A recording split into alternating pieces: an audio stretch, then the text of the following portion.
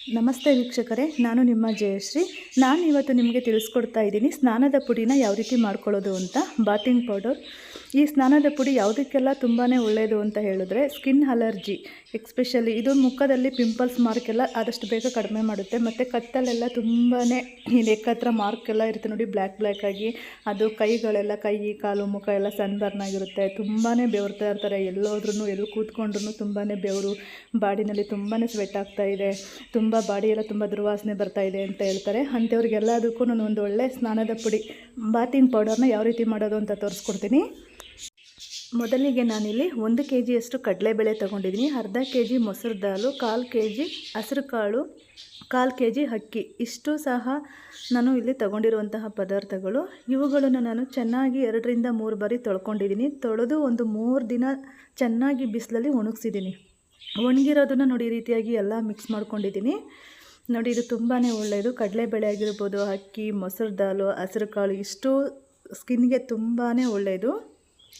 ಜೊತೆಗೆ ನಾನು ಇಲ್ಲಿ ಸ್ವಲ್ಪ ಕಿತ್ತಾಳೆ ಹಣ್ಣಿನ ಸಿಪ್ಪೆ, ಇದನ್ನು ಸಹ ನಾನು ಒಣಗಿಸಿಟ್ಕೊಂಡಿದ್ದೆ.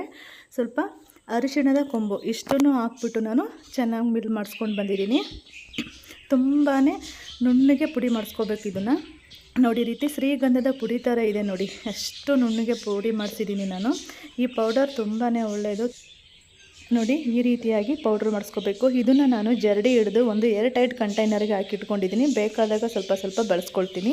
ನೋಡಿ ಎಷ್ಟು ನುಣ್ಣಗಾಗಿದೆ ಅಂತ ಹೇಳಿದ್ರೆ, ಶ್ರೀಗಂಧದ ಪುಡಿಯಷ್ಟು ಫೈನ್ ಪೌಡ್ರ್ ಆಗಿದೆ. ತುಂಬಾ ಚೆನ್ನಾಗಿದೆ ಈ ಪೌಡರು. ಇಷ್ಟು ನುಣ್ಣಗಾಗಬೇಕು, ಚೆನ್ನಾಗಿದೆ. ನೋಡಿ, ಈ ರೀತಿಯಾಗಿ ಮಾಡಿಸಿಟ್ಕೊಂಡ್ರೆ ಎಷ್ಟು ದಿನ ಬೇಕಾದರೂ ಇಟ್ಕೋಬಹುದು, ಏನೂ ಕೆಡಲ್ಲ ಇದು.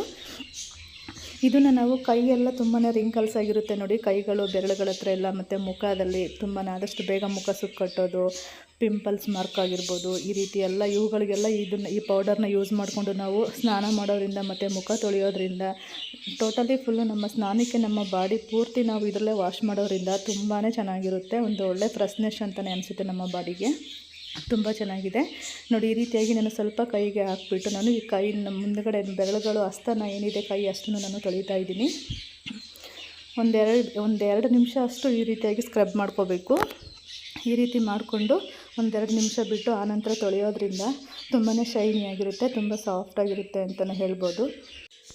ಈ ಪೌಡರ್ನ ನಾವು ಪ್ರತಿದಿನ ಬಳಸೋದ್ರಿಂದ ನಮ್ಮ ಸ್ಕಿನ್ನು ತುಂಬಾ ಸಾಫ್ಟಾಗಿ, ಸಫಲಾಗಿ, ಶೈನಿಯಾಗಿರುತ್ತೆ. ಒಂದು ಒಳ್ಳೆ ಗ್ಲೋಯಿಂಗ್ ಸ್ಕಿನ್ನ ನಾವು ನೋಡಬಹುದು. ತುಂಬಾ ಚೆನ್ನಾಗಿರುತ್ತೆ. ಎಷ್ಟೇ ಕಪ್ಪು ಇದ್ದರೂ ಪರವಾಗಿಲ್ಲ, ನಿಧಾನವಾಗಿ ಕಲರ್ ಅಂತೂ ಖಂಡಿತ ಬಂದೇ ಬರ್ತಾರೆ.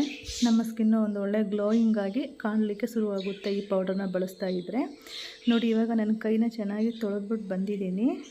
1-2 ನಿಮಿಷ ಆದಮೇಲೆ ನೋಡಿ ಎಷ್ಟು ಚೆನ್ನಾಗಿ ಕಾಣಿಸ್ತಾ ಇದೆ. ಇದೇ ರೀತಿಯಾಗಿ ಪ್ರತಿದಿನ ತೊಳೆಯೋದ್ರಿಂದ ಖಂಡಿತ ನಮ್ಮ ಸ್ಕಿನ್ನು ತುಂಬಾ ಗ್ಲೋಯಿಂಗ್ ಆಗಿರುತ್ತೆ ಅಂತಲೇ ಹೇಳ್ಬೋದು. ಒಂದು ಒಳ್ಳೆ ಗ್ಲೋಯಿಂಗ್ ಸ್ಕಿನ್ನ ನಾವು ಕಾಣಬಹುದು. ಇದು ಯಾರಿಗೆಲ್ಲ ಇಷ್ಟ ಆಯಿತು ಪ್ಲೀಸ್ ಲೈಕ್ ಮಾಡಿ, ಶೇರ್ ಮಾಡಿ, ಕಮೆಂಟ್ ಮಾಡಿ. ಮತ್ತು ಮುಂದಿನ ವಿಡಿಯೋದಲ್ಲಿ ಸಿಗೋಣ.